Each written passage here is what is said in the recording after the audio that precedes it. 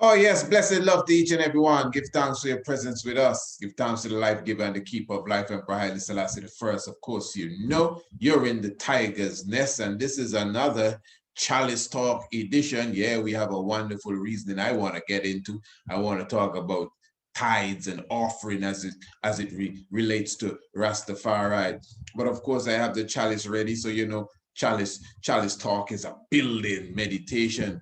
And what I was doing, I was just taking a look at some of the clips we took yesterday. For all of those who took advantage of our Equinox package, give thanks for all of you who have been on board with us thus far. This morning, we had a wonderful sunrise hike to Greencastle Hill. I'll show you a bit of that.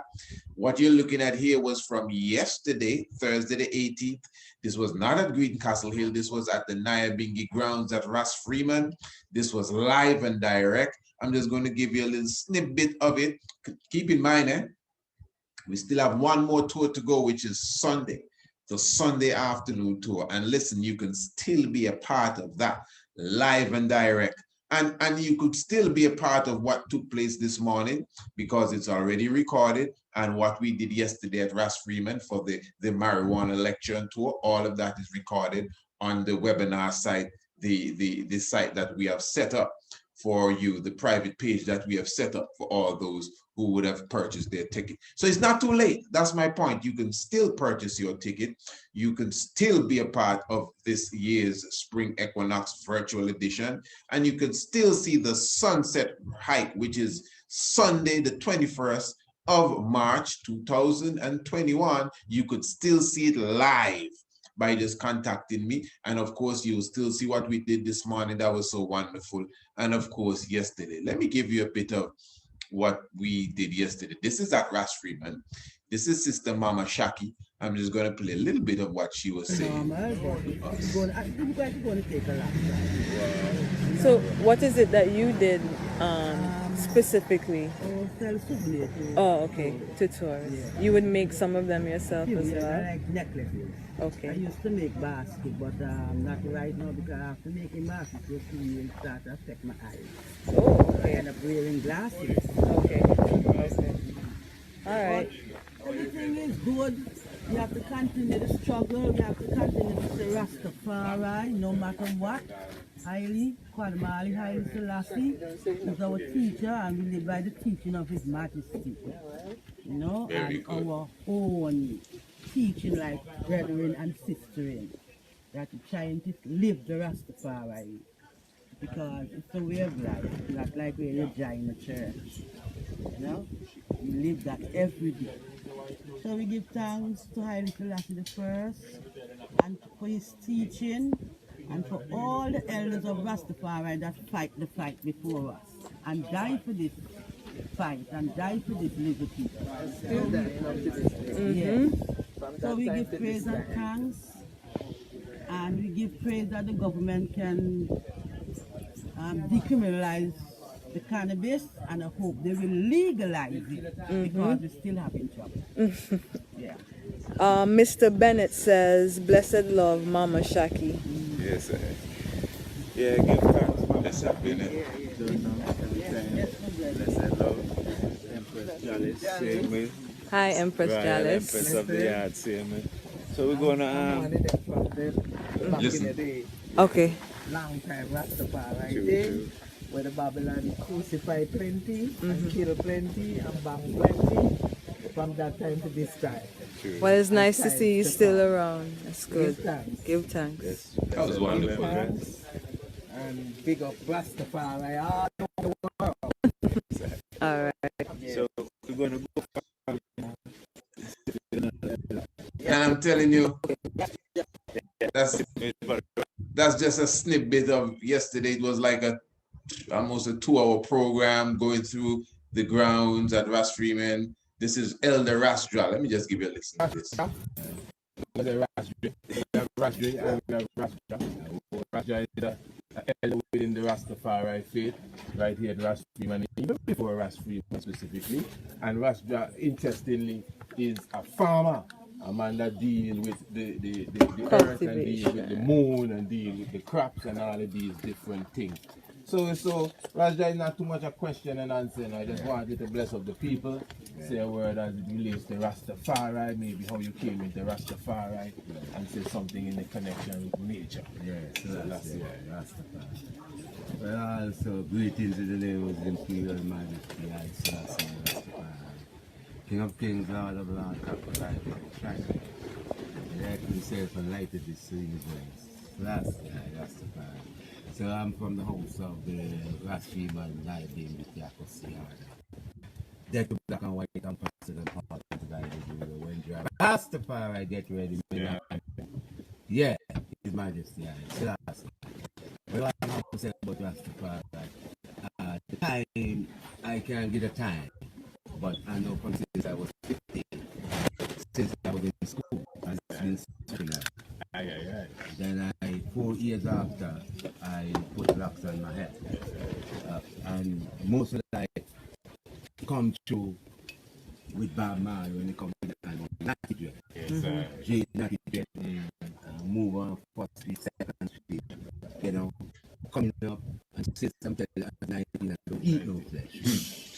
So 65. So many things went down here, my brothers and sisters. Listen. Hold on. As I said, that's Elder Rasja.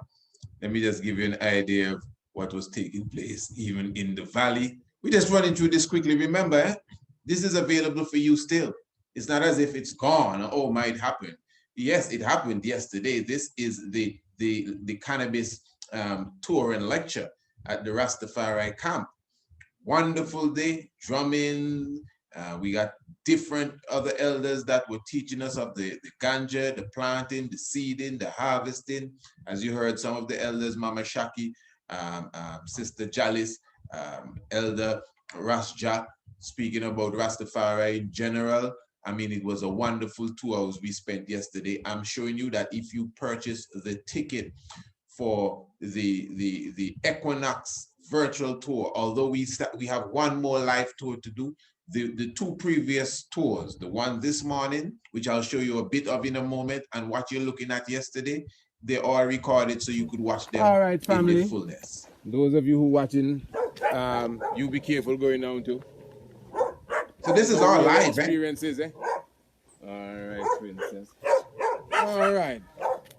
Those animals are dogs. You may be familiar with them.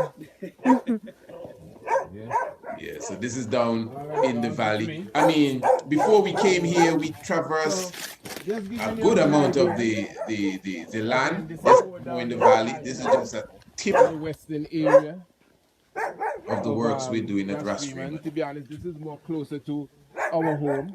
This is where we really dwell. Not dwell like our house, but where we would find us doing our cannabis work. So, as I said, this is the value of the land. Yes, pure marijuana. The streets here belong to me, personally. One of the chief lions around there. All right, so this is some of our personal works, people. Yes, my lord. This is why we left the best for last for you.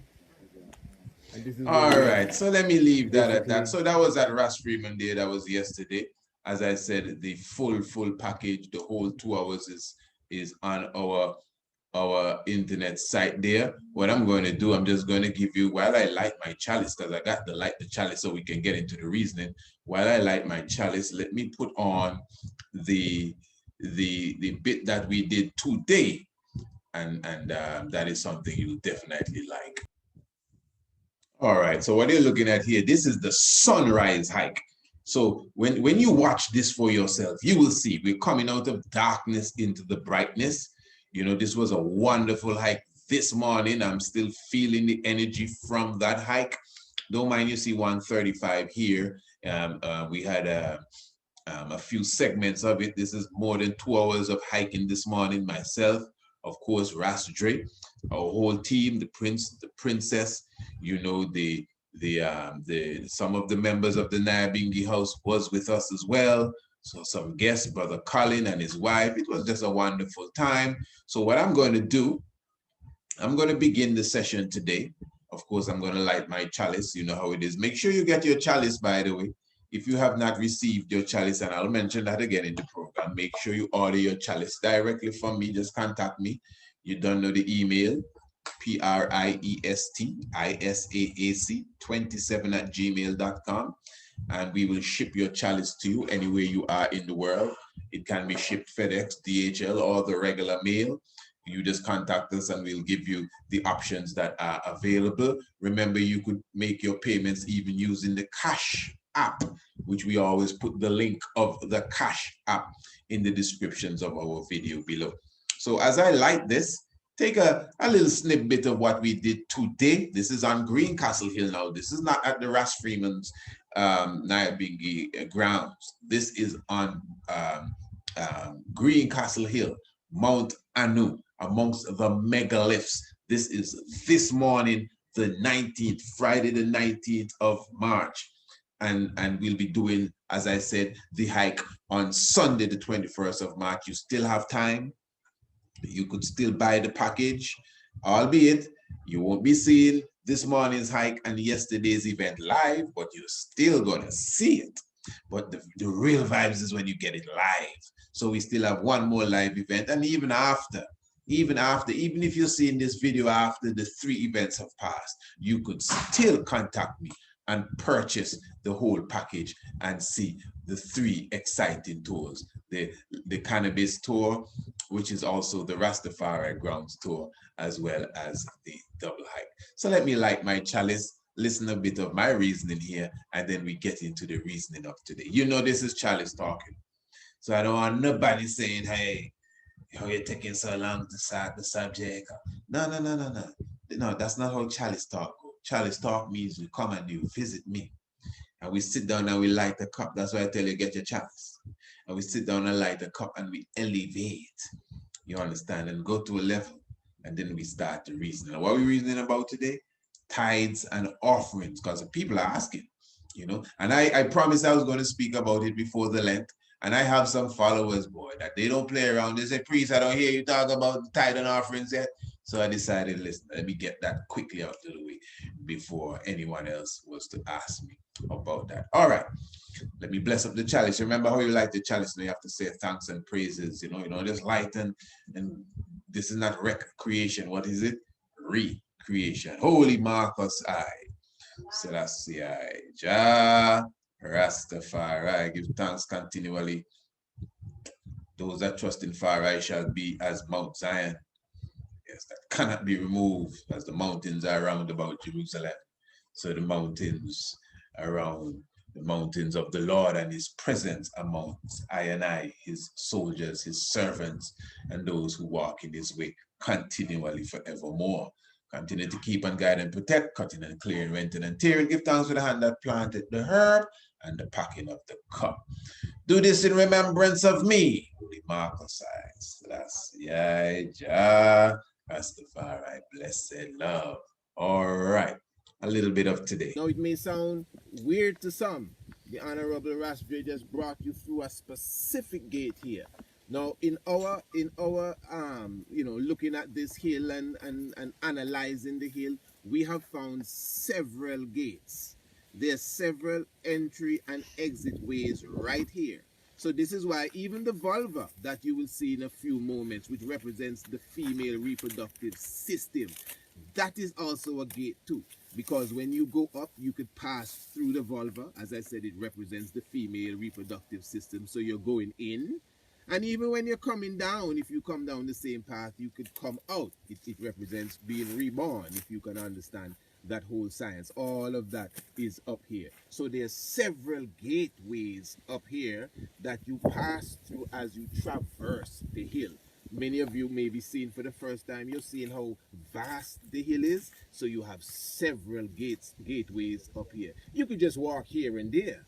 But if you understand where the real track and path is, you could imagine the sort of energy and power that you are receiving as you traverse through the hill. We refer to up here as the eternal city.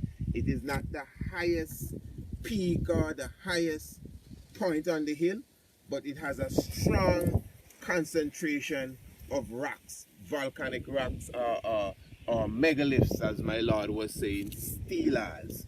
You know, this is the 19th day of March, but it's very close enough to the 21st day of March. And more than likely, most of the people that are watching this live would have seen the very short video that I did a few days ago, highlighting exactly what would be taking place in the heavens today, tomorrow, and Sunday. So if you can remember that, and that was just 2 days ago, and I made sure those who are on the live would have seen that, you would understand where the sun is resting right now as it's rising behind of us, although you may not be able to see the constellation, but the sun is right in the Pisces constellation, very close to the fish that would be on your right side, if you could remember the graph. And at the same time, today, Mars is in the setting bull, the constellation of Taurus, which is setting right now. Mars is in Taurus, and the crescent moon is in Taurus as well. So all of this is good stuff to keep in mind, because all of it has to do with even the rocks that are around us. Before I conclude this small segment here, let me just remind those who are watching that although it may be a beautiful view, I'm not reading the comments, but I could imagine how ones are saying this is beautiful and this is wonderful. Keep in mind that it's more than just beautiful and wonderful. It is highly scientific. So now when the sun, as one of the brethren them just came up here a while ago, one of the first things he said is that, look, the sunlight coming down in the valley. You see, depending on the time of the year, the light of the sun and the angle of the rays, science, you know, hits certain stones and creates certain sort of effects. And today, tomorrow, Monday, Tuesday, Wednesday, those are days that are like that. In fact, every day is a very special day. Let me just show the family something here before we move off. Of course, you can see those gigantic rocks, but I want to highlight something here on this stone here. This stone here is called the Olmec head. Empress soldier, you have to come on this side here and be very, very careful, eh? Where's the bodyguard? Be very, very, very careful. You'd have to go maybe over here to look at it good. Okay. Now, this rock here, let me just say to the family, is In the way. yeah. Well, this is almost not even in the way, Okay. in a sense, you know. You're right, he was in the way, but I was just saying I don't have a picture of an Olmec. Okay. Although he represents an Olmec. If you look at his facial features, he has strong familiar features of the Olmec. The Olmec represents the African headstone. Now, many people in the audience, and of course many people may say this afterwards, so if you do or do not know, the Olmec is a people from this part of the world, the Caribbean. Well, not from, they're known in this part of the world, I should say.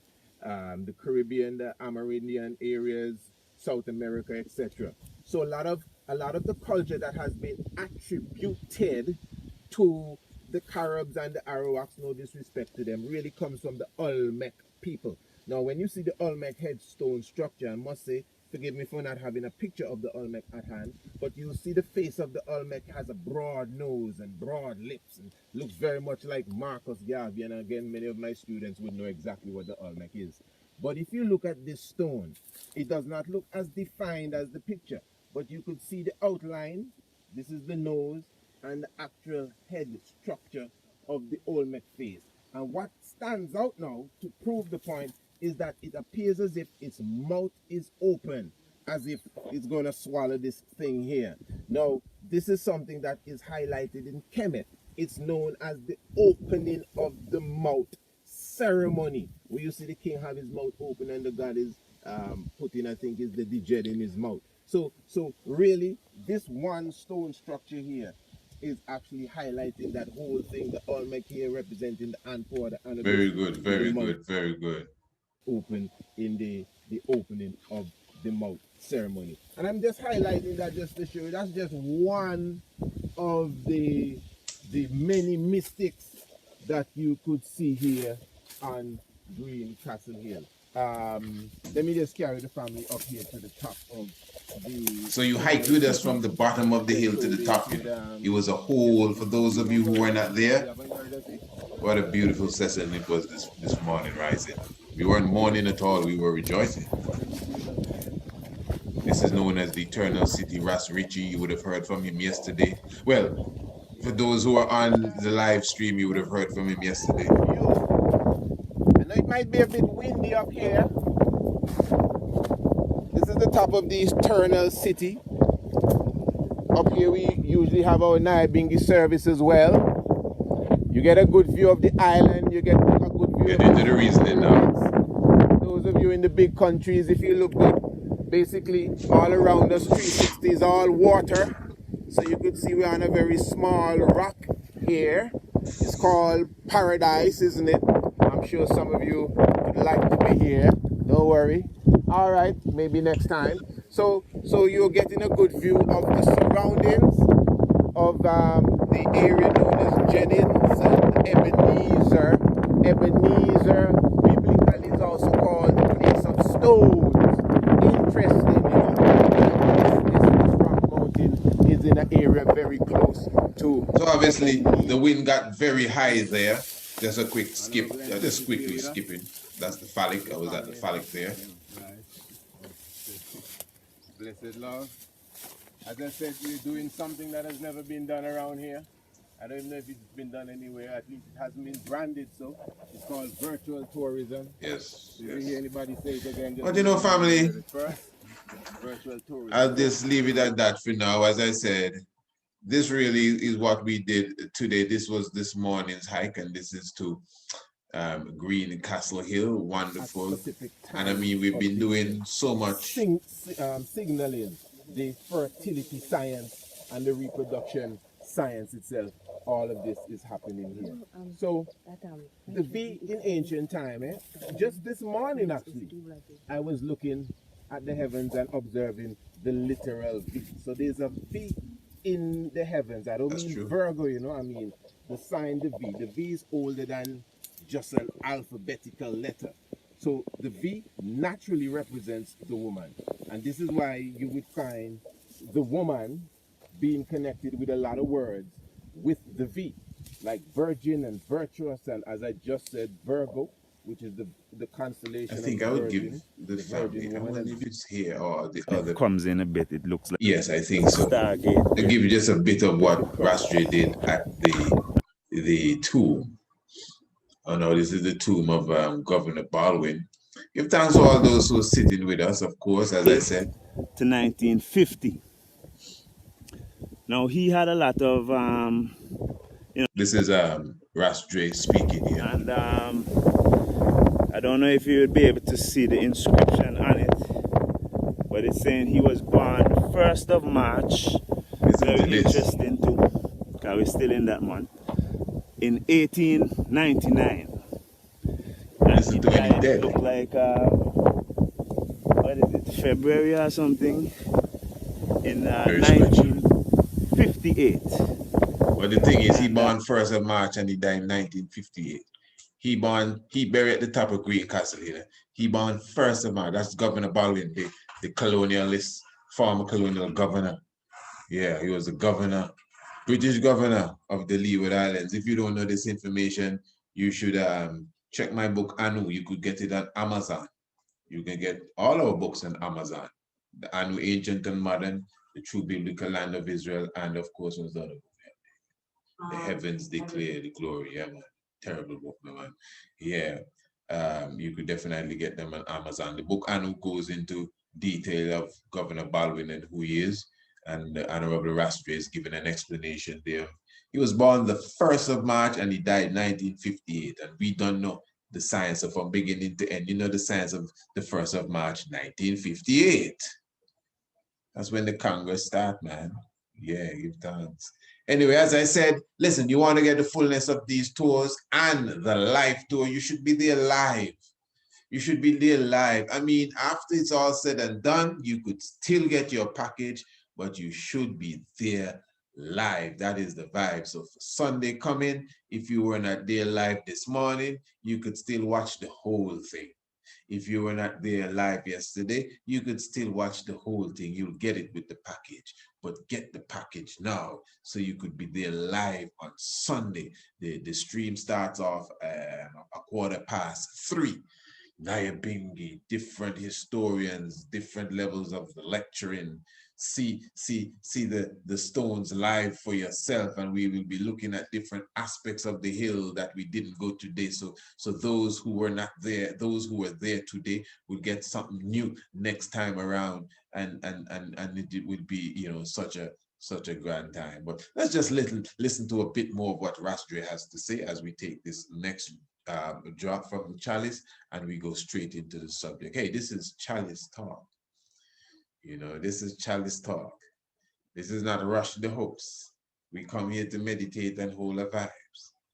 Give thanks, Rastafari. He was the governor from 1948 to 1950. Now he had a lot of, you know, the people of Antigua, they really loved him and all of that. He was a, you know, a revered governor. He wasn't so harsh as the others, you know, and he had a lot of parties. He gave a lot of holidays. So the workers, they liked him. And he had a special love for Greencastle Hill.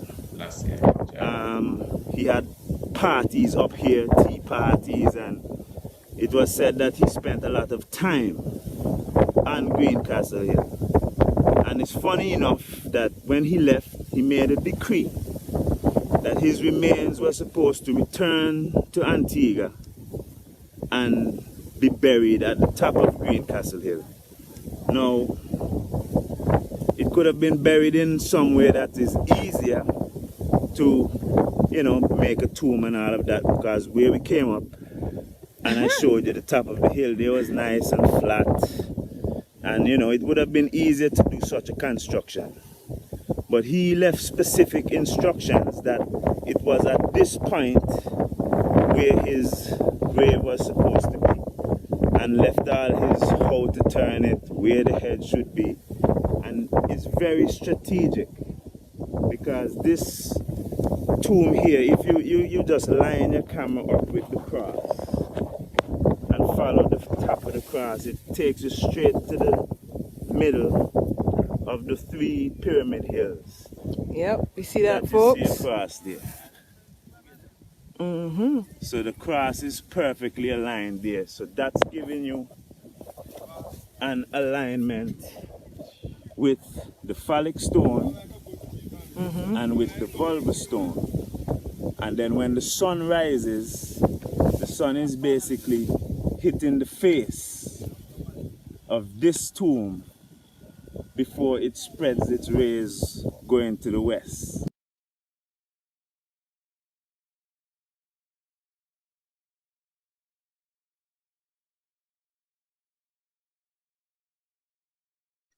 Pardon me.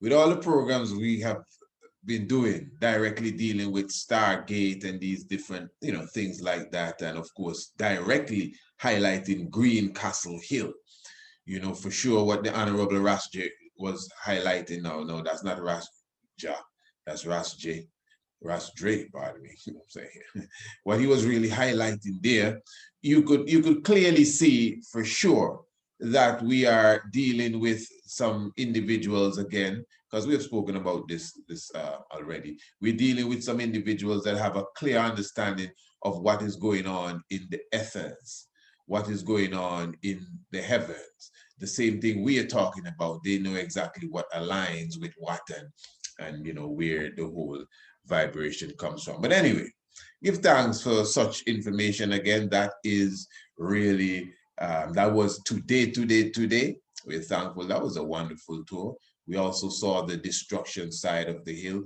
I wonder if I should, no, I won't show you no more of that, man. It's all right. You've seen pictures. We have showed you that already. You know what's going on. Let's just keep the energy up and nice, and give thanks again for Sister Soldier Hub and her crew for bringing us such streaming, and she will be on it again this coming Sunday. This is the 21st day of March as we battle it out again on the spring equinox. It's going to be a wonderful time. I really hope you could join us. And remember that it's we have definitely brought, as you could obviously see, the package is a hefty package. You know, it's only that we wish you could be here. And to be honest, it's because you can't be here that we decided, hey man, we've got to still bring it to the people. So Muhammad to the mountain, mountain to Muhammad business. We just, hey, the mountain, eh? So we just had to bring it to Muhammad. Yes, I hope you're not offended. Muhammad is good vibes. So what I want to speak about today in our chalice meditation, and that is how we do it. This is your first chalice talk. Give thanks. We sit and light the chalice and we elevate. And, I reason. Sometimes we don't pick a subject, we just reason, because chalice brings the subject. As you can see, we've been into all of that for such time. But now we directly say we pick the subject tonight, being the subject of the tithe, the tithes. But not just tithes. We're going to talk about tithes and offering. Now, just quickly, what is tithe? Now, the word really means a tenth, 10%. That's really what it means. So when you say tithe, and we're going to try to be swift, clear, but it's still chalice talk. When you say tithe, you are literally talking of 10% of something. So when you hear you're paying tithes, it's not just a regular offering. Even if you give half of what you earn or own, whatever the case is, that is not tithe. That's not tithing. That's giving half of what you own to whoever, whatever. Doesn't necessarily have to be to a religious organization. Once you decide that we give in a tenth of whatever it is, our income, profit, sales, whatever, 10% have to come this way. That's basically tithing. It's just that most organizations are not strict on a 10%, but it just so happens that biblically, the story of the children of Israel and what they had to offer up to the Lord, which is much broader than just to the Lord, was demanded to be 10%. That's really the situation with that. That's really what it is. Now, before we go that far, because we're going to look at it from a biblical aspect, because that is where people really know it from. But before that, we have to look at it from a governmental aspect, because that is what it's going to come down to. Because that's what we're talking about now. Rastafari tithing. We ain't talking church and so.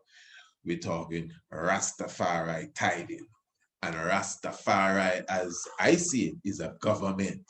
And when I speak of a government, I must speak of the government of the Eabic. Rastafari in general, no disrespect, and to me, it's a movement. And it's moving throughout the earth. And if this mansion, as they call it, is a government, then that mansion is a government, well, all power.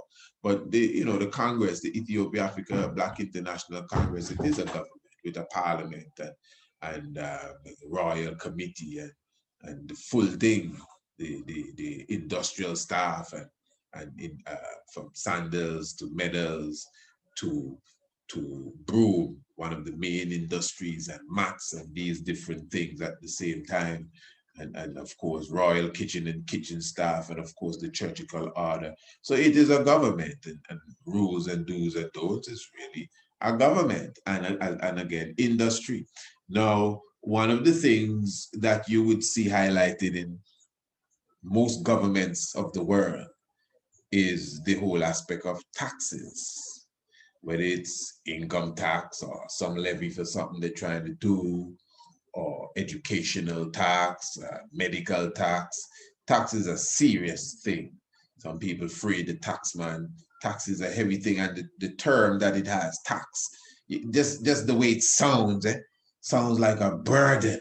Tax, like wages. The wages of sin really is death, but the gift of life. So people working for wages. So you got to be careful with some of these terms. So tax now, although the idea of tax is not really bad in my book, but I mean, tax is almost like a religion. That's why sometimes you have to say organized religion, because the idea of religion or the worship of the supreme, nothing wrong with that. but organized religion is terrible. So taxation is a terrible thing in the earth as well too. But the vibes of you being, quote unquote, just for conversation's sake, I'm using the word, the idea of you being taxed, nothing wrong with that. Of course, you'd have to put it in a proper frame now and say how this taxation is going to happen, not overtax people. But the fact that the nation, if this is the type of government, if you have another way to run it, all powers to you. But if this is the type of government that you are running, if you notice it's government I'm talking about, if this is the type of government that you are running, well then your people would have to bring something to the table. Whether it's a fixed amount, whether it's a percentage, or because with the percentage, it obviously be the person, everyone, even if it's $1, 10% of $1 is 10 cents. If it's $5, what is that? 50 cents. So you don't really have an excuse. If you ain't got nothing, bring 10% of that, because you ain't got an excuse. It could be an IOU. We ain't got an excuse, you know? Yeah, it could be an IOU. Because if you're in the kingdom, obviously, you expect, well, I'll bring this in, I'll bring this in. Just like what we just spoke about with the equinox hike.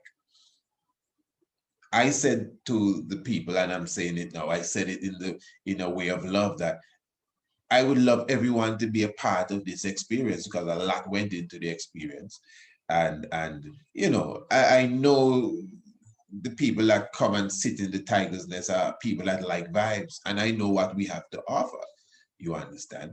And I think that the price is extremely good for the value of what you would receive. Those who have been on it, not just the little snippet again, those that would have been on it would have definitely seen the value. Now, the reason why I brought that in, and it came to mind, so I just brought it in, is that I even told yourself and those who would have listened that, hey, listen, we can create a payment plan for you, and that's still available, by the way.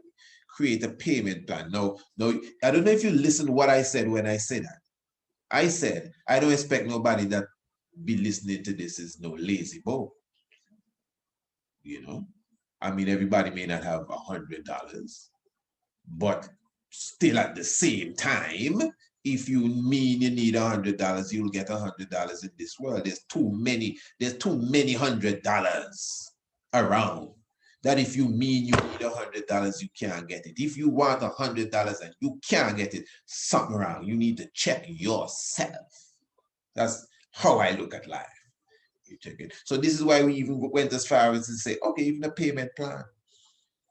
You know what I mean? You don't even have to start with anything. I don't expect you to lie to me neither. That's, you know what I mean? I'm just showing you a vibration. You understand? So if you have a kingdom, those of us who are sturdy and adult and ready to work as such, we should be able to pay our taxes. And I'm just using the term taxes for understanding's sake. So like when you read the Bible now, it talks about the children of Israel paying their taxes, what is called the tithe. But you see, in today's language, tithes and offerings are more related to maybe you would say a religious sort of idea. But in reality, in the Bible, the children of Israel, it was not a religion, It wasn't a religion, church, or nothing like that. It was a nation. It was more of a government than a religion. I mean, the biblical story and the biblical understanding of the children of Israel and what they were about, it was more of a government than a religion. I know we get a religious idea, so they were the one that you would more affiliate with the whole system of paying your tithes. But because we see it in a religious structure, paying tithes sound like a religious thing. I want you to follow me good, eh? The children of Israel were paying their taxes. Straight, that's what they were doing. It was a government that was being run there, and they were also paying their dues, if you want to call it. They're the Jews, aren't they? So if they're the Jews were paying their dues. Okay, no, that's just one level. I'm not even going to stay on that level now. I want to move off of that level. That's just one quick level. Bam, snap that close. Now, the thing with the tithing, is something that's directly related to the Most High. Now, you may say, but you just say it's not religion. And since when the Most High is religion? See, this is the point. The Most High is a government. The Most High, the God business, as we would call it, is a structure of a nation in a man, an empire, of which the church is also a part of it. The way of worship and everything, but it's a whole thing. It is a government. And for a government to run, those that partake of the government have to play their part to make the government run. Not no one person, you know, because this is what it comes down. When you hear about tithing and offerings now, you usually, you know, someone will come to mind like, I don't even want to call none of their names, but maybe a modern day preacher or evangelist or something, of which more than likely, I was watching a video just the other day out of Africa, and this brother there in South Africa, he was, you know, spending some time with a millionaire evangelist prophet, and from his report, he said, man, the prophet just taking all the people's money and you know, cladding down himself, the best vehicle and this and that, and diamond rings and diamond rims on the car too, and how much bodyguard with big guns and all of that. And you see all of that in the video. And you know, the prophet telling him, hey, listen, man, I work for my money. I get paid like how you get paid, and I choose to do what I have to do and whatever the case is. But that's tithing. Money is not tied into a person, you know. That's a different thing. So you gotta clean that mentality out of your mind first. I mean, that's stage robbery, really. Most of that is stage robbery. You know that. You know when I just don't feel in the mood to call their names, but you know when some of these networks kick in and they pull out all of the head groundhogs to come out and start to quote how much scripture and tell you about planting seed. That's a big thing when it comes to tithing. Most of us, we have mothers, we have grandmothers, we have seen it. I've seen it with my eyes, giving money to some of these enterprises, whether it's the 900 Club or TBH or CB, whatever, whichever one of them. Your mother's hard-earned money. I tell you, I see this with my eyes. Your mother's hard-earned money.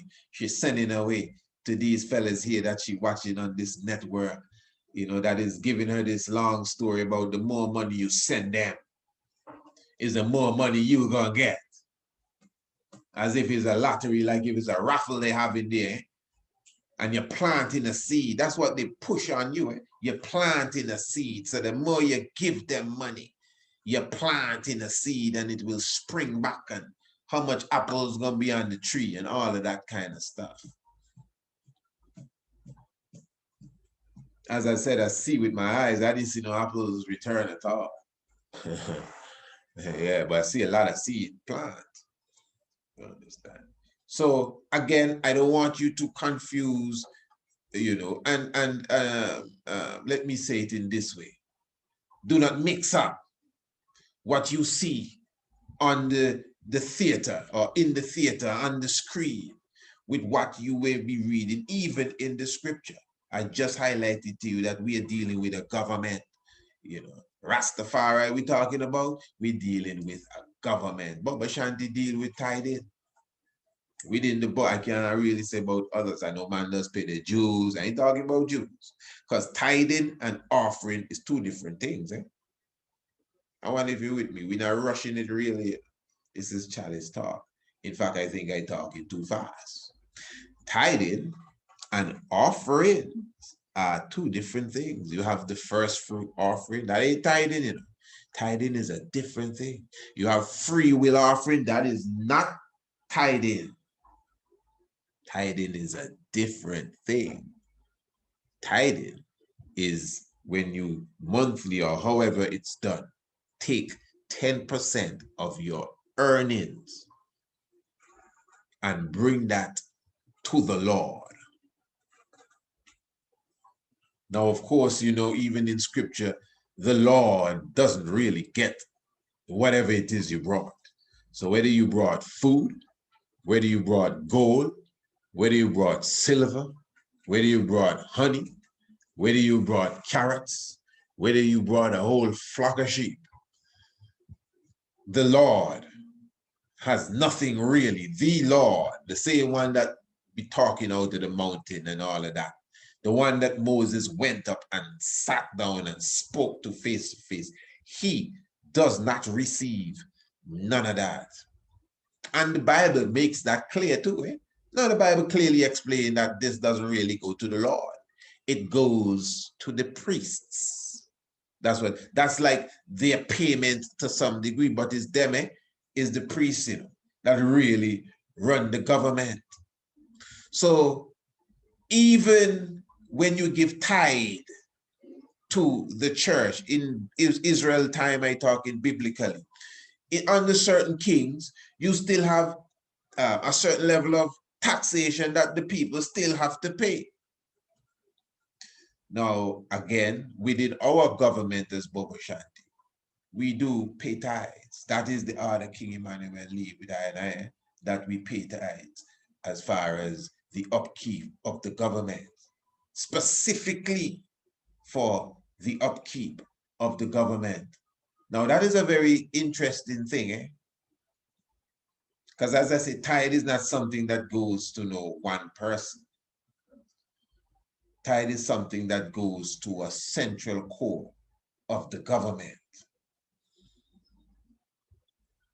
So now that means that the government must be the responsible government that will handle such tithes and offerings when they come. This is a serious thing, even within I and I as Rastafari, because we ain't talking about no one. No need to be afraid. We ain't pointing no finger. We ain't playing holy art thou more than anyone else. No, we just talking reality, and it is something you can see all over the world. As an organization, many of us and many organizations, I will say that, so I could, you know, put it across the broad brush, but I'm talking about the Congress specifically. But yes, many organizations have not been holding gummy to their principles, even from such time as their inception. So now you'd hear ones speak about the financial issues. Of course, you know, when the Black Christ sit amongst us, ain't not too much, you know, real financial issues. You know, the wheel is churning, and I'm not speaking of no one. I'm speaking of us. I'm speaking of us. I'm one of the us, So I ain't speaking of nobody. I'm speaking of us. We, I and I, we, me included too. All right. I don't think that we, at this moment, have our government under that firm structure where ones freely feel the will to even engage in tithing. And I honestly believe that is why young priest, Prophet Jadaniel, made that mention on the interview that we had, where he said, this is his opinion, that he don't believe that Rastafari should be tithing. We should be. Well, that's my opinion again, because we are a government. And just like any government, those members of the government should also give of their earnings to the government. A government that is run off of the Constitution, the laws, and the statutes that has been set down by its worthy founder, leader, president, God and King in flesh. So just like records is kept, because if it's one thing, Bobo Shanti Hill can keep records. How much writing and writing and this writing and writing, records, the books were open. That's what the book of Daniel say, chapter 7, the books were open because the records were kept. So that is what it's all about, what is called transparency. You understand? You know, we run a whole essay competition. That's a lot of things we put together. Transparency. We have to know who contributed. We have to know who brought in their essays. We have to know who win the prize, what prize came from who, how much this cost, exactly how much money was used to do what money was had to be injected, or how many, whatever the finance was that was left over. All of that is record keeping. And that is how any government should be run. So if a government is not running under that standard, transparency and clarity, and of course, we're speaking of Rastafari and I'm speaking of the Congress, but I'm speaking in general too. In general, if a government cannot run under the standards of the government, not an individual standard, not who living up, no, if the government cannot, transparency, accountability, and then efficiency with the finance it receives, I mean, it's not going to take too long before there is, you know, lack of participation, even from its members. Now, of course, we can say that some members just don't want to and feel they can do it on their own, and that is true. I agree. But again, when you have a government that is firm, you ain't got no members that doing what they want to do. How they come members and they're doing what they want to do. How they still members and they're doing what they want to do. These are the things that we highlight from time to time. So that is how I look on the tithing, my brothers and sisters, on the governmental level. I want to get more into it, but on the governmental level, it is something that is necessary for any government to run properly. Yeah, it's good that one may say, hey, look, man, I contributed this month. Yeah, man, everybody throw up a little $100. Oh, yes, I do this. Well, I don't have it this month, but maybe next month I can send a thing. And okay, all of that is nice, and we do a thing. But when we decide that, hey, every working, able person here, nobody coming and watching you, we're not sending no tax man to audit you. We trust you that you bring 1/10 of what you have here, and we use that to run our government for your sake, because everything the government doing, just like, again, taxation, everything the government doing is for the benefit of you, the benefit of your children, your education and your health, your infrastructure coming back to you, similar to the dollar a week that we always speak of. But that's a dollar a week, that's not tithing, that's a dollar a week. And by the time it grows, the same dollar a week, when it comes to the hundreds of thousands, it can be used back to benefit those who are throwing the dollar a week. That's a government. That's a government. So the tithing aspect of the government, look at it as taxation to some degree. To some degree. That is why I went through all of that, to kind of take the Israel thing out of the religion aspect and show you that it's a government, and that is how a government should be run. But the government too, which is all of us, again, is responsible for itself. Because if the government don't want to pay its taxes to the same government, that means the government does have a problem. That's all. No feel no way. We not have a vex with nobody. The government need like a fixing up. Even just the understanding of what I said. And when the government has branches, so how that work? Well, each branch, once is a branch of the government, because the government have to say it's a branch. Each branch should pay their tithe. And the branch should be running like a mini government too. You know, we should have ones that can assess how a government really running, and see if it should still be a branch. I mean, this is how militancy working. Talking about headquarters, fly out to the branch and see what's going on here. And say, hey, look, this need to step up. And this need to step up, but of course, no headquarters can tell nobody step up unless the headquarters step up.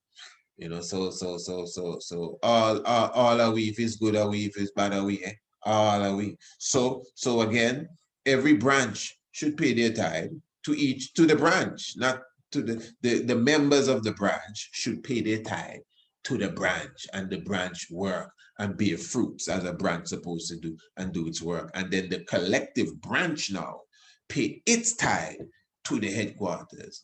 Man, that's how you run a government. And this is why I believe in tithes and offerings. I wonder if you have time. That's just one part, you know. I know we hear a while, but yeah, and you might be seeing this on the Sabbath, so yeah, you should have time.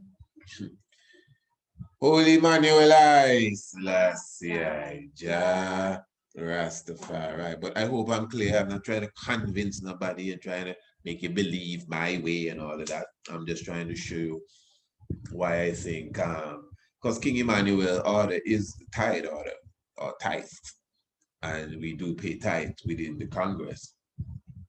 I hardly believe there is a member in the world. Well, let me not say that. I shouldn't say that yet. But very few ones definitely keep up their tithe offerings. I mean, consistently.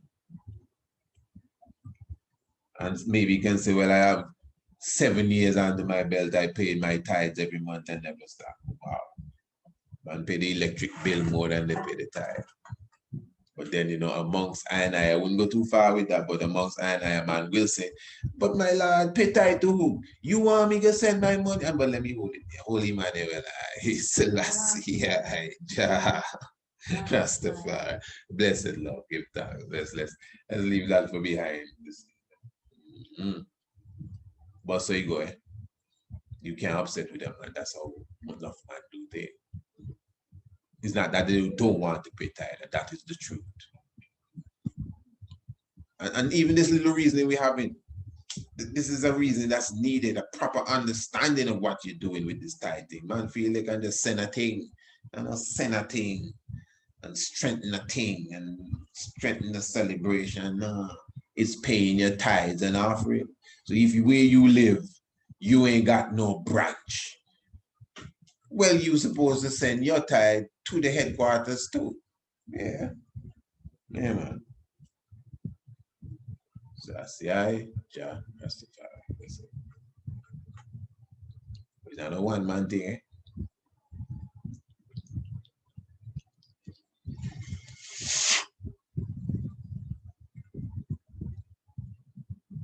Chalice talking. Chalice talking.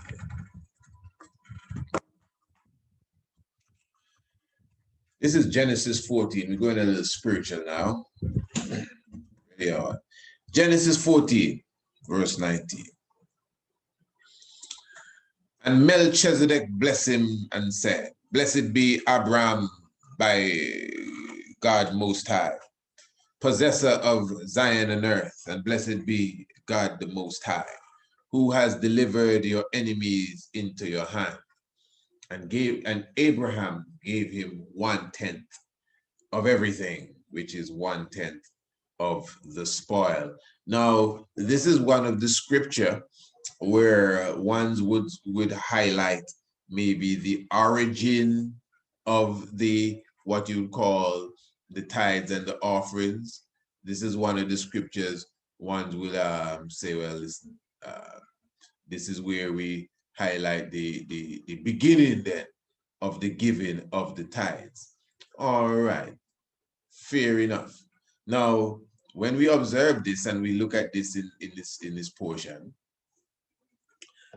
in the book of Genesis 28. So what happened there before we go there?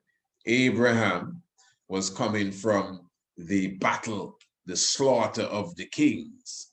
And Abraham, or Abram at the time, had the spoils, meaning that he got the jewels, he had the gold, he had, I guess he had some flocks of animals and whatever else it was in them times there.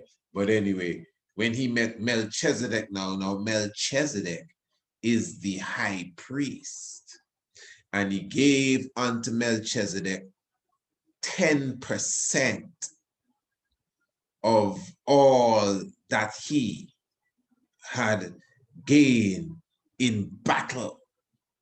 Now Melchizedek is the high priest of the Almighty God, and Melchizedek blessed him and said, thou hast done good, and etc., etc., and he moved on to do what he had to do.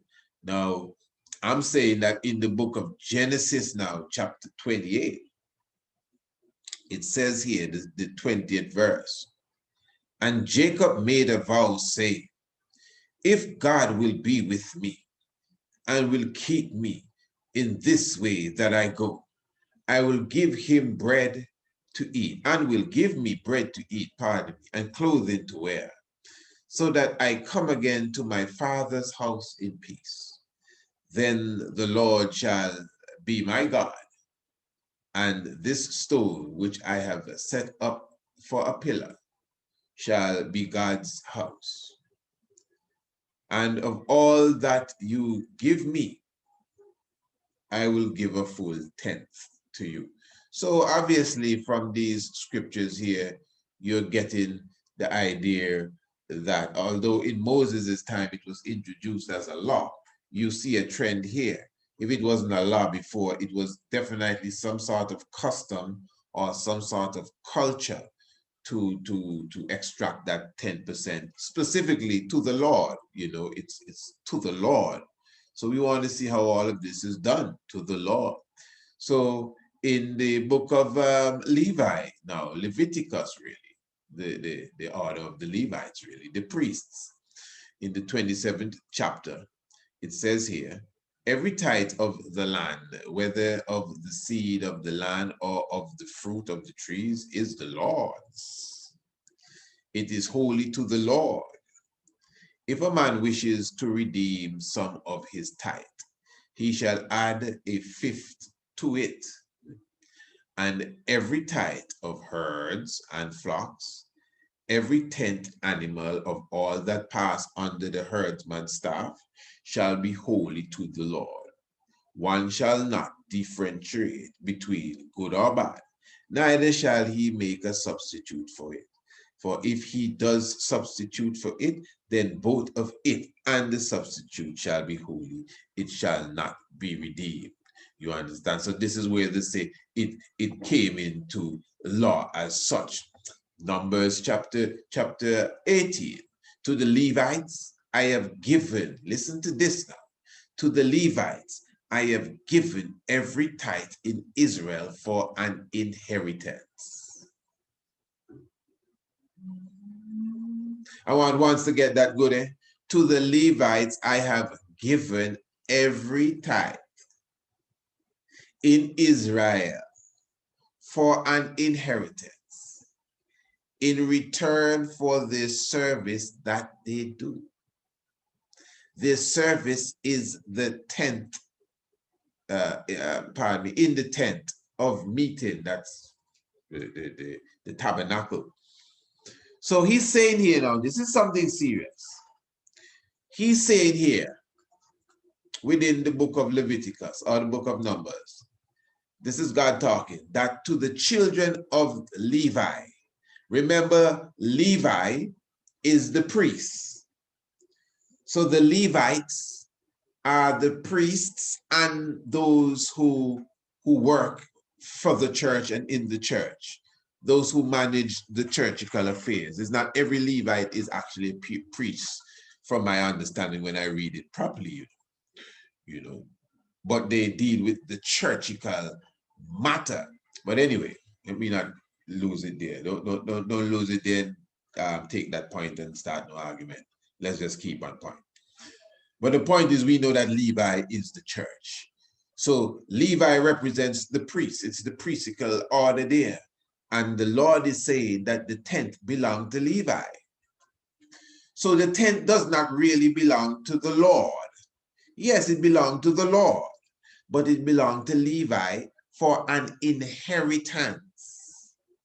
So the inheritance of Levi is 1/10 of what everybody else have.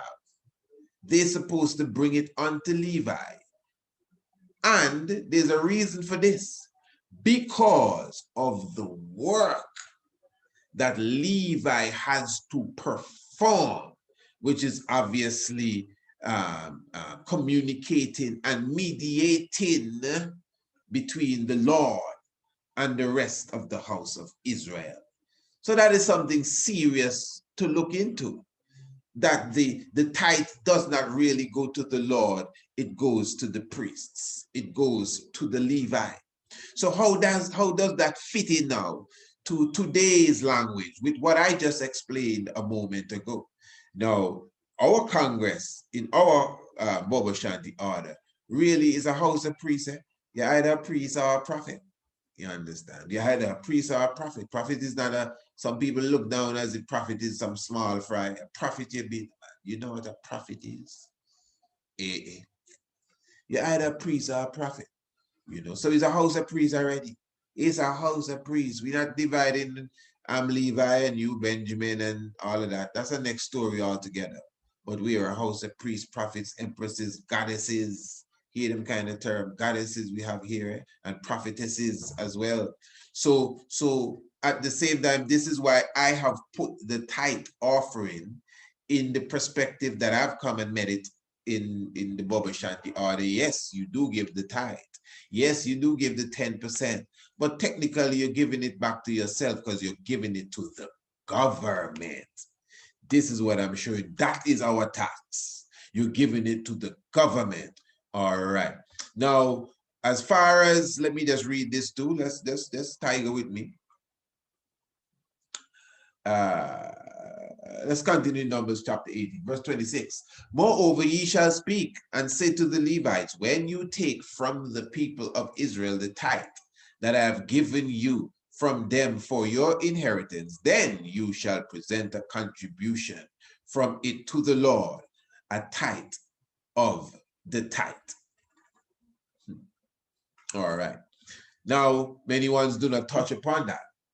So the Levites now getting a contribution from, not a contribution, getting the tithe from the congregation. You following me, people?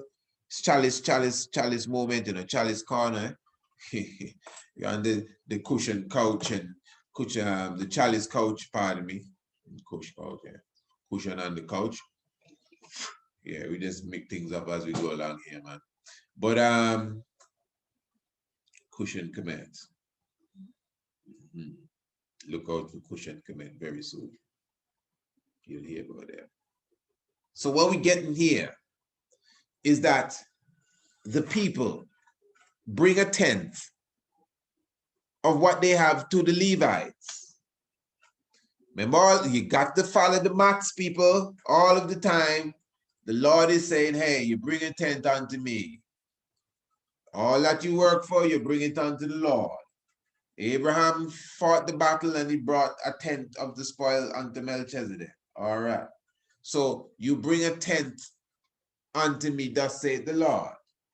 All right. But the Lord is saying, but when you really bring it to me, it's not really me you're bringing it to, you're bringing it to the children of Levi. I mean, I'm not, you know what I mean, as they say, the Lord is not a human being, the Lord is spirit, and you worship him in spirit and truth. So, all right, so it's spirit business that did. So the Lord not around, it's just, you know, the Lord, the voice that Moses talked to from time to time. All right. So you're bringing it to the Levite. All right. But the Levite, though, the Lord is showing the Levite, all right, you see, I make you get a whole tenth of them people. See it? Yeah. All right. All I want from you is to give me now a tenth of your tenth. A tenth of the tenth. So it's like 1% God getting. Give me a tenth of the tenth. All right, no problem. So the Levi, of all that the Levi have, so the Levi have land, food, I guess acres of trees, money, gold, real estate, well, that's land, whatever it is that the Levi would have received, animals, goat, sheep, oxen, whatever it is that the Levi would receive. you know, from Benjamin and Naphtali and Reuben and all of these people, whatever that Levi would have received, that would be 1/10 of everything from them. And Levi now is going to take that 10% from them, which is his 100%, and give the Lord 10% of that. Holy Emmanuel, I, Selassie, I, Jah, Rastafari. Blessed Lord, Chalice talk.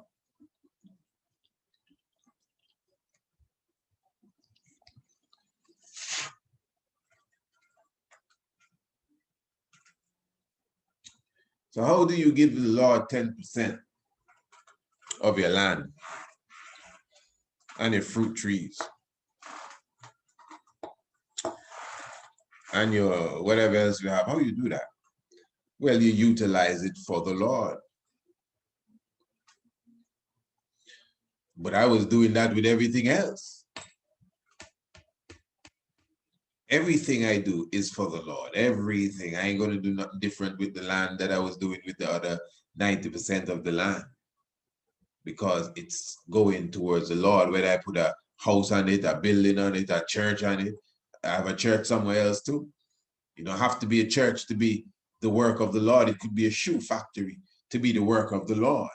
So how do you give the Lord 1/10 of what you have after the congregation doesn't give you as the Levite their 1/10? Interesting, you know, because as you could see in some of our ancient traditions, you see us go and we leave fruits, pineapple, papaya on altars and so for days. Some people go back and eat it, you know. But for days, people say, leave a water on your altar for the God, for the ancestors, a bottle of water or a glass of water. Let's move on. This is interesting. Deuteronomy chapter 12, verse 5. But you shall seek the place that the Lord your God will choose out of all your tribes to put his name and make his habitation there. There you shall go, and there you shall bring your burnt offerings and your sacrifices, your tithes and the contribution that you present, your vow offerings, your free will offerings, and the firstborn of your herds and your flocks. Is enough things. Listen, you talking about taxation. When you read the scripture properly, the children of Israel had to bring, look, the firstborn of the flock is not the tithes. Your free will offering is not the tithes.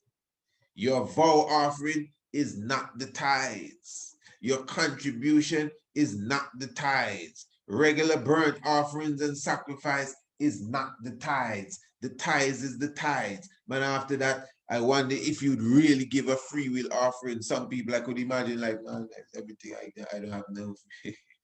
Is a lot of things you have to bring to keep up with the structure that was established in Israel. This is serious, real stuff.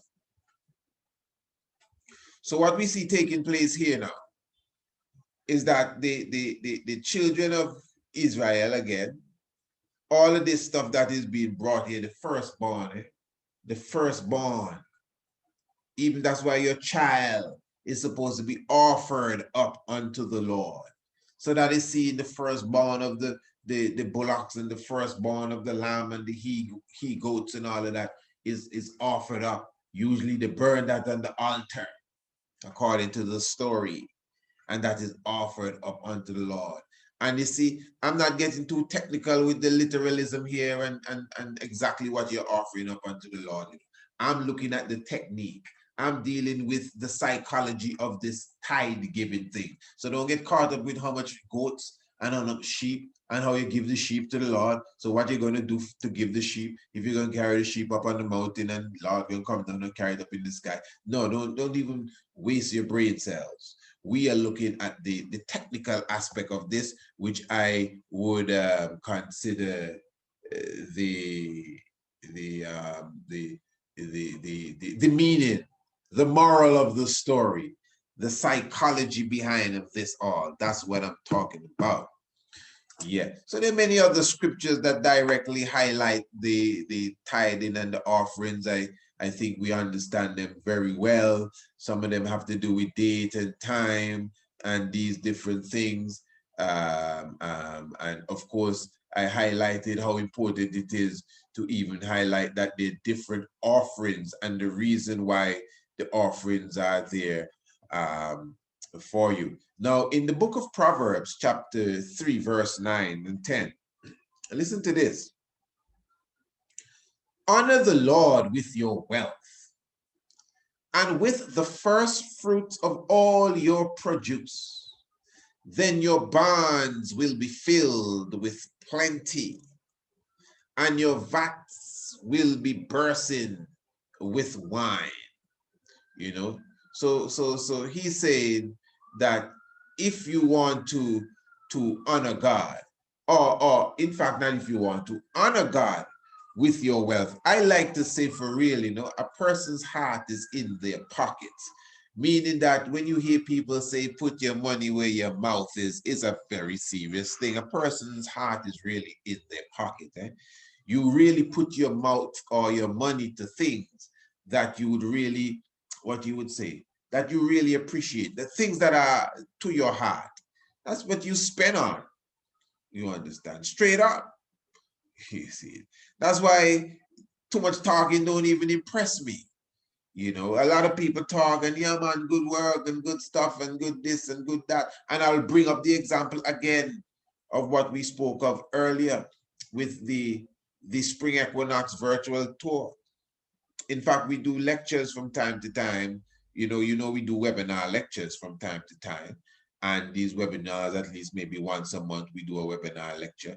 And those who come to the webinar lecture, you know for sure that we take our time.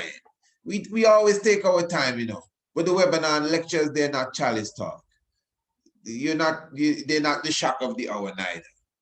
They're not the mystic vibration. These webinar lectures are like university presentations, 2 hours strong. You know that, my family, that come to these lectures that we do online. You know that.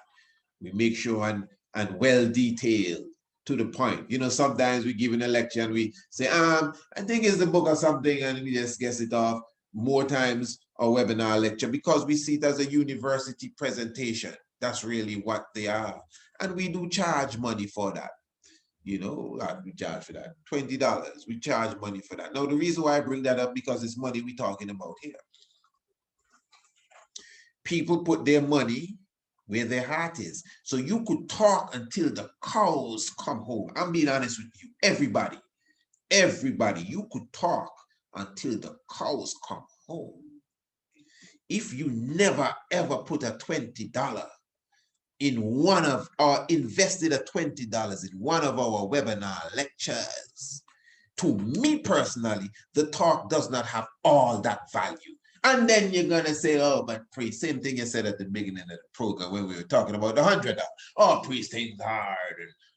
$20. Yeah?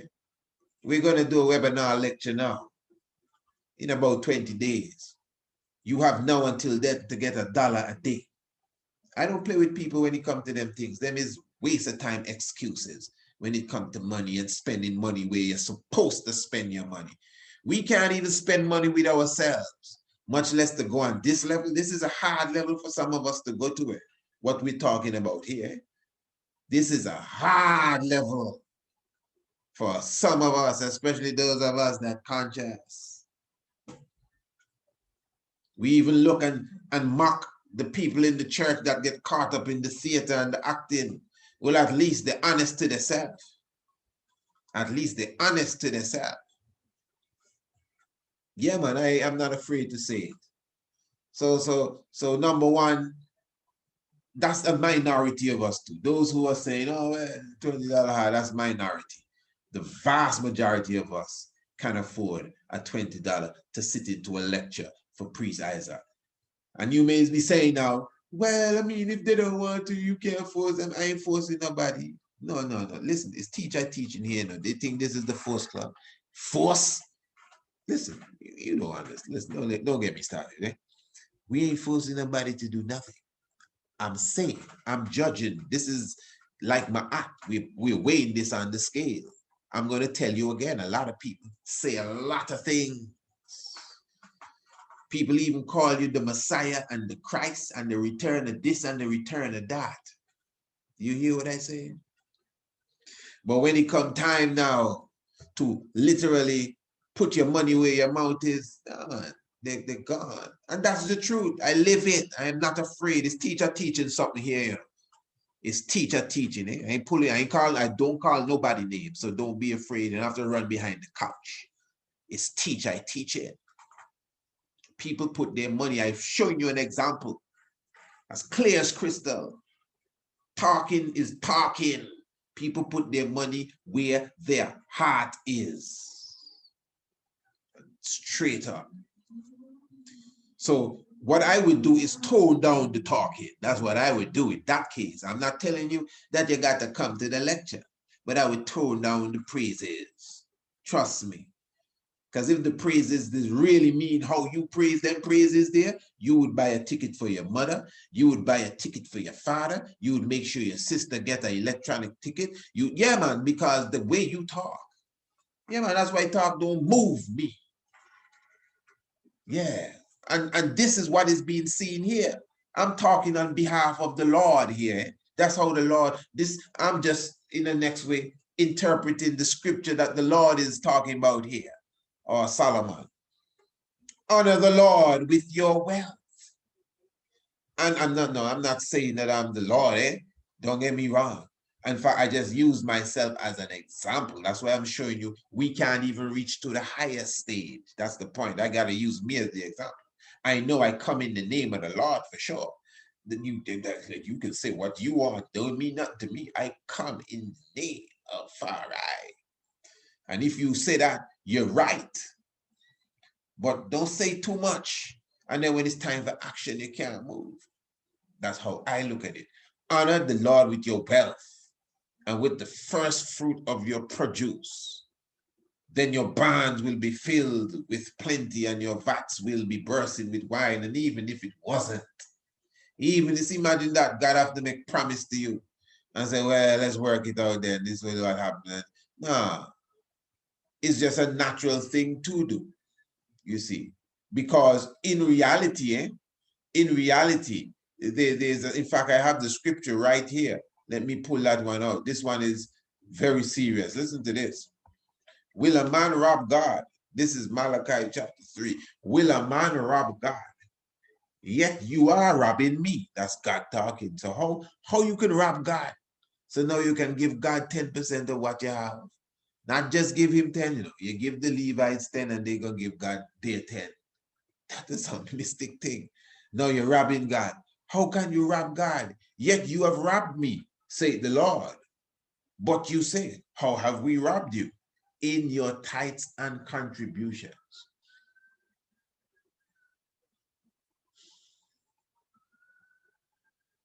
Yeah. So all of us that don't contribute, we robbing. They have levels of contribution to it. When we began, we were talking about our government, and we shouldn't make any excuses because we just make excuses. We just say, well, you know, my Lord, I don't send money there and I don't send a thing and the man don't even know what I say I can do. I hear that, but you know that. That's just how it is. I feel that way. That's just me. But we're all a part of this, man. That's why I work hard, you know what I mean? You don't even know my vision and what I would like to see, even for this Congress. Man, now doesn't be trying to pull me down, I wonder what's wrong with them. Anyway, I shouldn't even bring that in here. But yeah, it's to see this empire build back to the order of the Black Christ, man. That's my life. You don't even know that. That's my life. Whatever you may think I up to, that's my life, man. To see this Congress return and beyond, as he said, greater works than I have done shall ye do.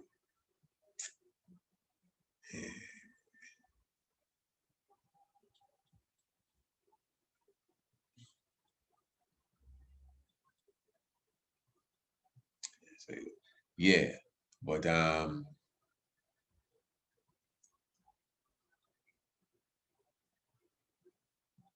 yeah, so we are robbing God really, as such. Even within our governmental structure, because not nobody, as I say, not nobody we giving money to. Them who you think you're giving money to, they supposed to give money to. You know, it's not no one, not no set of people getting this thing. And no, every human being that is here, put it into a specific, box. Then let's just say box. Of course, we have a treasurer and secretary. They put in theirs too, in a their thing. All who you think is the head people around the place, they put in theirs too. It's not their thing. It's the government thing, and everybody have a right to see how every dollar is spent. Yeah. And start to say we ain't got no excuse still. So if you feel bad about maybe throwing your hard-earned money just to the waves, well, get up and do something about it and get the thing straight so you can put your money there. You can say what you want about me, but education is the first step in what people call a reparation. Because I'm repairing the nation through education. Just this alone is a part of the education aspect of it. I'm an international educator, man. I go for the minds of those who need an upliftment and unravel the mysteries, especially when as it deals directly with Rastafari. I have been blessed and gifted, sent from Zion to do that, yo. So that's my work. That's what I'm on. So a man can't be forcing me to go in the kitchen and cook, and maybe that might be your work. Everyone have to do their work and do what they got to do. You understand? So yes, I would love to see us all freely tied. That's why I'm having the conversation. It's a first step. It's a first step. Somebody will move from the conversation. Somebody goes say, Betty, come up for discussion. Where they don't, anyway. Betty, come up for discussion somewhere. Maybe we have not wanted. Let me just say that. That's hard to say. But he can come up for discussion. So yeah, for real, the tithing thing need to straighten out. If all them people that wearing turban all over the world would pay the tithes, the thing could have step up. Management, very important. Management, very important. Okay. So it's two things there we have to balance. Two things. Respect to the man, Daniel. Yeah.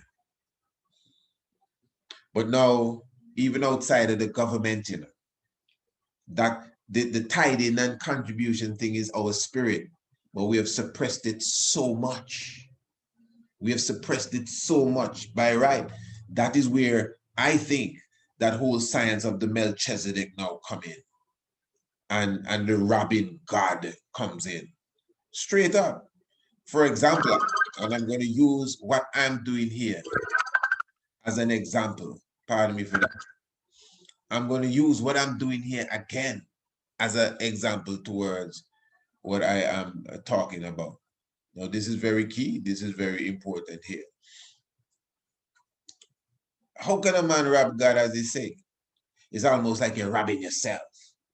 Keep in mind that you as an individual now, you are God within yourself, and we are gods and goddesses according to some scriptures that highlight that potential of that life force is within us. Can you accept that? I'm sure you can. All right. So with that life force within you, you're supposed to know that you're dealing with God when you communicate with your brothers and sisters, and even communicate with nature in general. So nature is there to assist you. Man, when you water a plant, you're contributing, you're assisting the plant. The rain will come for the plant, but if you water the plant, if you mold around the plant, even a tree, you just see a tree and water the tree. A big tree, and you just decide to just throw some clean water at its roots because it hasn't rained for a while. You're contributing, you're adding to the tree. That's what it is. And the tree is a part of nature, is a part of God. Just when you live a life of giving, I'm getting to a point. The natural life of giving. There's a scripture that says that God loves a hilarious giver, because you are supposed to naturally have that giving spirit, Giving don't necessarily mean money. Please forgive me for that. Yes, pardon me. That doesn't necessarily mean money. Please forgive me for that, dear. Let me just do one thing here. That's how it is, you know. Yeah. Please don't go anywhere. People don't understand when you say, you know, my days are busy days, eh? I'm telling you straight, my days are busy days, you know, and it's all about the work of the Black Christ in flesh, eh? Very, very important. Yeah. So, brother Bobo Mishak, as I said, I am definitely busy here trying to contact me, just clearly letting you know that we are working here. What was I saying there a moment ago now? That totally, you know, I mean, take out my meditation there. Holy Manuel I, Selassie, Jah, Rastafari, blessed Lord. Yeah. Yes, give thanks. My people, that's me here. I have very little time for any kind of idle conversation with anybody. You know, I mean, I very funny. Maybe you don't know me, but I'm very funny. This is no time for no giggling and no hi, how are you with nobody. Unless you're talking business, strong redemption, to me it's just a waste. Hi, and just hi. I have the hi 10 times and no. Thanks for spending time with me. What is I was saying a while ago? What tithes? What tithes? Tithes. Well, yeah, tithes, of course, and offerings in the conversation, but I was at a specific point.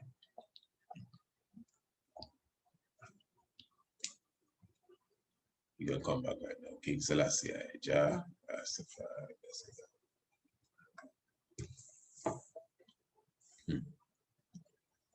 Maybe you can check all the books on Amazon, eh? Priest Isaac on Amazon. And make sure you get your chalice, my brothers and sisters.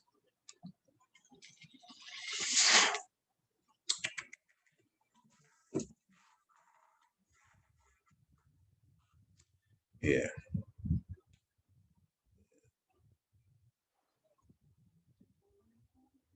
I'm not saying that's what the brethren was really contacting about, you know, but I'm telling you.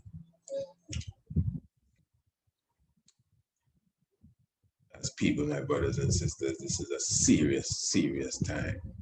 Serious time.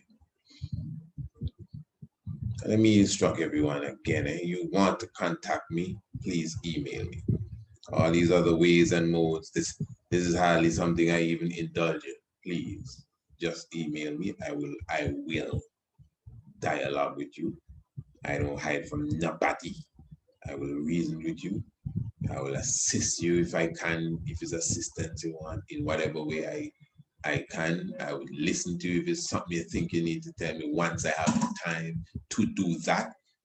As I said, this ain't no play around time. This is serious time. Yeah, that's how I see life. That's all this talk I talk in here is serious business. Yeah.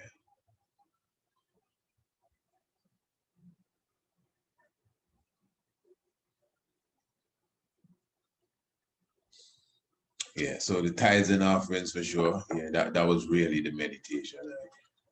You know, there's the spirit.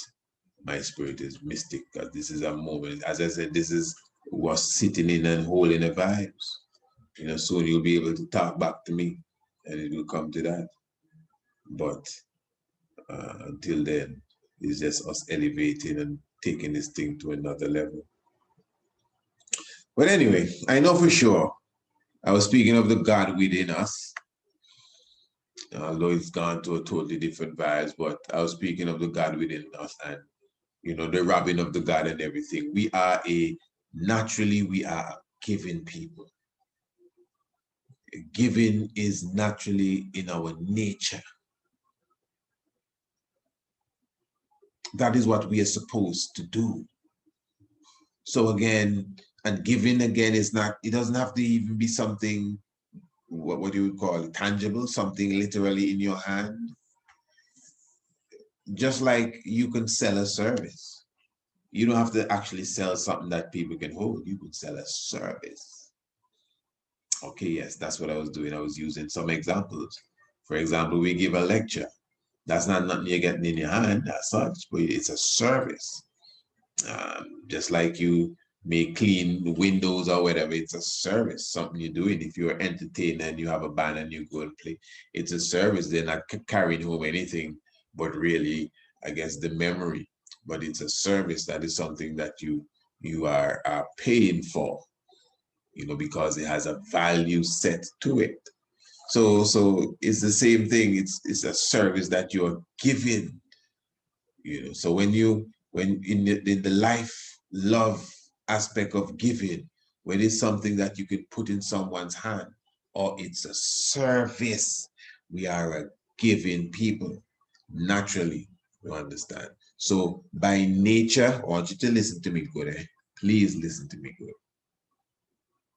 By nature, a mother in whatever, you know, would have a certain affection to her child.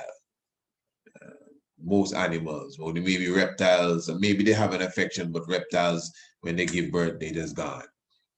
Some of them, I think all of them, most of them at least, maybe not crocodiles or whatever.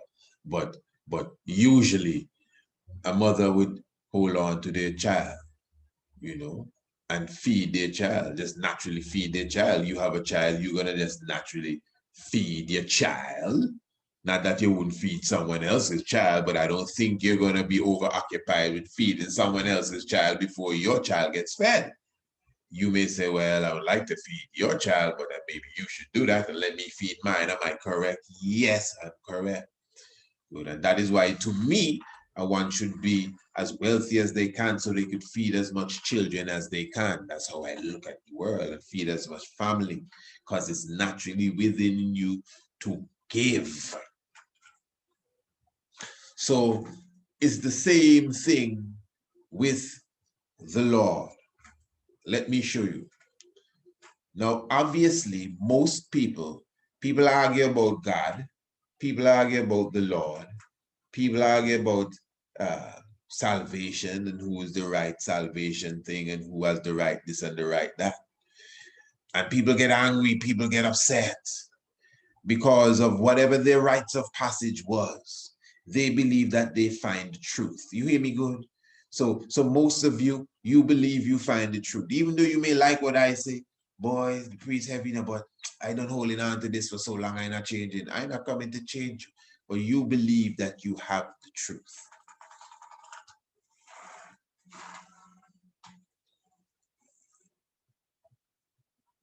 Whatever truth that you think you are really in,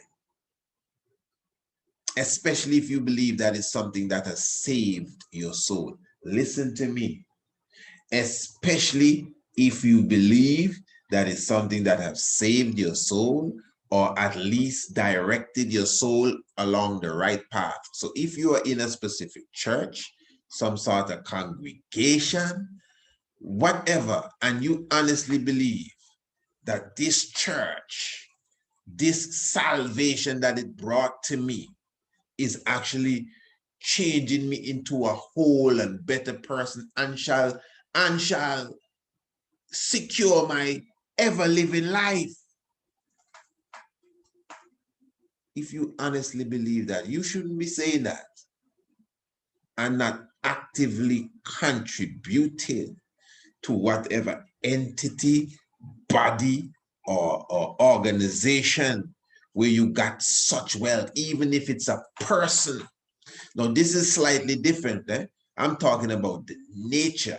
I'm not talking of the governmental taxation of 10% tithes to the government. I'm just talking, that is why he can clearly say that you have robbed God, you know. You have robbed God. You would be watching some evangelist on TV then, or someone, and say, oh yes, this man there, man, and this man, this is the man that has changed, and this is the man that has this and that. And you've never, ever put a foot to even catch a plane and go and find that man. Not just send a little trinket, catch a plane and go and find that man or woman or whoever. You know, one of the things I observed, they murder Malcolm X. They murder Martin Luther King. They have people that talk about these people here as if them is gods. You know, Martin Luther King and yeah, Malcolm X and so on and so on. And I always say, so when they got murdered, who took up their children? Who made sure? I'm not saying one or two people. I'm sure they were very good people and close people that had to, you know, but after a while, as I said, everybody take care of their own affairs. But it shouldn't be this person and that person. The kind of mass respect and love that we have for these characters that we say we love so much. But when somebody take them out, nobody go and say, well, listen, man, let's form an organization to make sure that these children of the fallen slain hero and his wife is brought up properly and everything, and they have a house to live in and they don't have to struggle and run from here and there and be hiding from this and that. That's just the truth. I'm putting reality right there on the table. They have enough of them, eh? Enough heroes from Steve Biko to look what Winnie Mandela went through when Nelson Mandela was arrested. And well, his situation is slightly different to the point that and not even then, even after he was arrested and he began to grow in popularity over the world.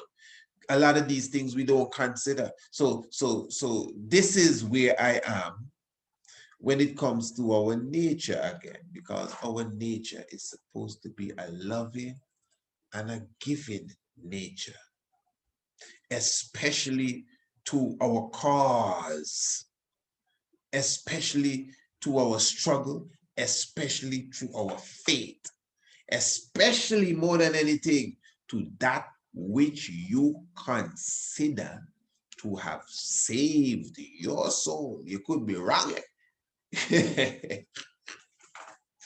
That which you consider to have saved your soul, or at least guided your soul in the right direction.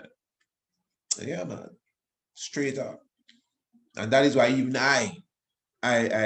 we don't think it's all of us supposed to do it, you know. It's not you do it for me and I don't do it for someone else. And this is going to sound strange to some people. Eh? This is why we don't push donations, as I say all the time, for them kind of reasons there. And there was a time when there was this big kind of scandal going on about this individual, two of them. I'm sure you do know them. They're quite popular, if you want to use the term, in the Black conscious community. And there was this thing about some big scandal and money and XYZ and these kind of things. And I said, no, man, I have to clear them kind of foolishness there. As you could see, I'm a strong advocate for business, strong advocate for business. As you see, we do programs about business. I see most people, they're not interested in even the business programs as they are in maybe other programs. That's just my observation. Don't run from business. Business is our religion too, you know what I mean? Merchandising and buying and selling, and look, God taking 1/10 of what you make. So business gotta be a part of your religion. You gotta make money so you can pay God what is due to God or owed to God as such. You know. So that is why we push our services and our products. And I do that also as an encouragement to it, man, because we gotta strive. Yeah, man. I hear enough songs, man, talking about gotta hustle, making money and money. People just dancing and walking with their pants dropping down. But where's the mindset now to say, yeah, capitalize? And why you capitalize it? Not to show off on nobody, you know, to help and assist and to show love to more people and to feed more people. That is God working to it. And to make sure, you know what I mean, the humble be fed, the naked clothed, the sick nourished, the aged protected, and the infants cared for. You know, that is what you do with wealth, eh? Yeah, man, you have to take care of people, take care of your old people too. Check what I say, this ain't no joke. Not no politician taking care of with a heart of love. You know what I mean? Taking care of. That is what it's supposed to do, really. That is the vibration. So this is our heart, my brothers and sisters. This is how we think. And you're supposed to be giving. I'm telling you. That's it. You ain't giving nothing, you ain't gonna be getting nothing. That is a reality. That is the truth. If you ain't giving nothing, and that is for Ananias Boba Shanti too. That is why it's important for the structure to be set properly. Because even on a earthly level, then, if we ain't giving nothing, we ain't gonna be getting nothing out of the government. The government, you alone ain't the government, man. The running, organized, well-oiled machine government, structural, nucleus has so much to offer us all, but we ain't getting nothing from it because we're not giving it anything or what it should get. That is the truth, my brothers and sisters. Let us look at it. So that is why I would even fight for reconstruction and reorganization. Nothing wrong with that. It needs to, and you know, an image of trustworthiness, then, if you want to call it that, you know, and those who fail to comply to do what they have to do after that, well, we just have to find means and ways to reconstruct our membership too. You can't be a member of such and if we're saying, well, listen, it's 1/10 of the tithes and everything. Just, you know, it can be done. We already, at the beginning of this program, you know, put ways, you know, of which you can construct that and reconstruct that so that it can be done. I hope Brother Ja Daniel would have gotten a good understanding in this little reasoning. I know it was extensive, but it's not a religious talk, you know. It's almost like a government cabinet discussion I was giving there. When man give budget speech and throne speeches, all 5 hours they be chatting up there, you know, so don't feel no way for me to come and put this down in however long we were just speaking, you know, for the moment. So definitely give thanks, and I pray you comprehend what I'm saying there within such. And as I said, that's just one level there with us needing to find a way that we could begin. Because if we don't give, it is a spiritual thing. If we don't give, there's not much going to be coming back. We have to give. We, as the members of this government, have to give. It's not religion. This is a real thing. We have to give, knowing that we give into the nucleus of the whole organization that has been designated to be the trustee of the finance. Straight up, that's what it is. So when we give, and they now give it to those who are responsible for the use of the finance and everything, etc., all of that will benefit us back again, naturally. And then on a next spiritual level, in reality, when you give, it will come back. That only makes sense, especially on that spiritual level, that godly level. You understand? It will come back. So that is how you rob God for real, when you hold it for yourself. And well, you know, and giving is not giving a man on the street begging $1 and say, well, I give $2 to a man today and you feel good. No, that's foolishness. I mean, if you want to give him that, it's up to you. You don't know what's going on with that $2 there. But no, man, giving is a, hear how much people giving? 1/10, you know. Anybody that can give 10% of what they have just towards a cause on a regular level, that's a serious thing. That's a serious thing. Eh? Very important. Very, very, very important. So again, this is why, and the reason why we don't push that to that same donation vibe, not that it's not accepted. Of course it is. But you see, this is a teaching moment here. You know, we teach. This was a lesson here. So an individual is expected to leave the lesson with an understanding and know how to act. As I said, we give, and me personally, yeah, I will tell you all my business, because of course, obviously there would be pockets of inspiration that we would have. Yeah, man. I manfully sit down and go through my mind, even from childhood and so, and pick people out. It's not like a whole bunch of people, but they're key people that would have guided me in the right direction. And I have to somehow repay them for that in whatever way is best for them. Yeah, and I do those things. I've started that process. Much more when you come across a structure now, an organization that you know there lies salvation. Oh man, that is something else. And then I hear people again talking about the man of God, and this is the man of God. People talk about Farrakhan and so. He says the man of God, and I'm not upset with them, eh? That's up to them who they feel is. But you can't be talking about this man is the man of God, and this man is the next this man, and he talking this and he can do that, and he have all the answers and this and that. Whether you wrong or right, you can't be yapping them talk there and not putting your money where your mouth is. It's money, tithes and offerings. It's money thing you're talking about. They try to bring no sheep and no lamb, It's what has the value, and you don't know what is value today. If it's not rusty old paper, it's land, real estate, and enterprises. Eh? Yeah. So we want to see the Congress structure. This is a good Lent conversation. This is Lent conversation. Yeah, how shall you rob God?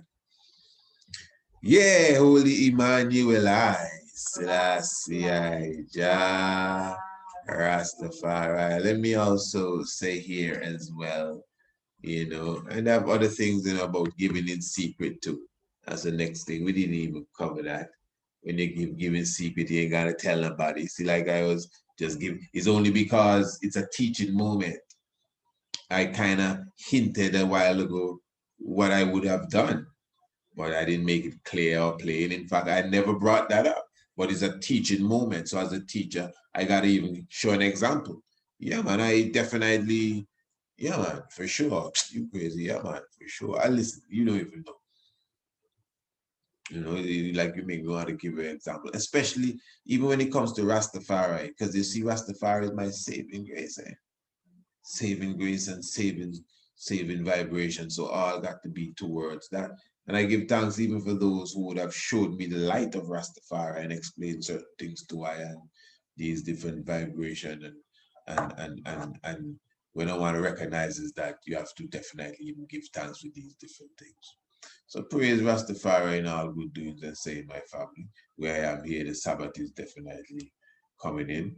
And again, to me, it's just about and whatever organization you be in there, whatever, the organization should be a structure, it should be some level of a government, and that's why organizations have dues. Our organization as Bobo Shanti is a Congress, and I think we should have some level of dues, of course, and we don't have to make up nothing new because the tithes and the offerings, the tithes concept is already there. So let us just utilize it. But at the same time, I think we have some work to do, So to end it here, seal up here, what I would suggest, it is something that's in shambles, straight up, the tithe and thing, that's in shambles. And I think that should be resurrected forthwith. But before that, there's a lot of reconstruction at least that needs to be done to even begin that or even demand that. And I think that's where we are, straight up. So we definitely give thanks, love to the family, interesting conversation, I must say. As I say, going into the Sabbath day, blessed love to one and all. Let the Black Christ be praised. Yes. Give thanks, Holy Emmanuel I, Selassie I, Jah, Rastafari. Looking forward to see who we will be seeing on Sunday for the evening hike. Green Castle Hill, definitely. You don't know how to contact us, priestisaac27@gmail.com, priestisaac27@gmail.com. This one is Chalice Talk. Yeah, hope to link with you again next time around. Give thanks to the Lent moment and the Lent period going through. Yeah, yes, I know, we've been here long enough, eh? Well, I tell you, it's up to you now. You can push the stop button anytime.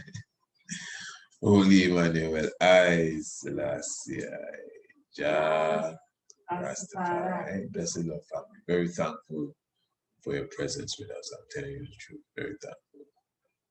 So I hope that one touches home.